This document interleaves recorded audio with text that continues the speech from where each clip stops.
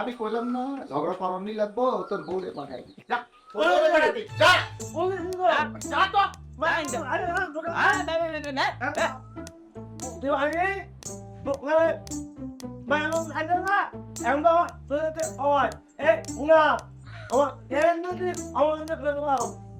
না মন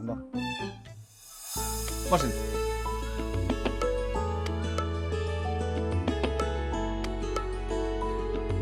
শিল্পা কি লাগবো কও?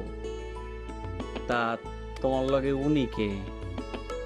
ওনারে তো চিনতে পারতেছি না।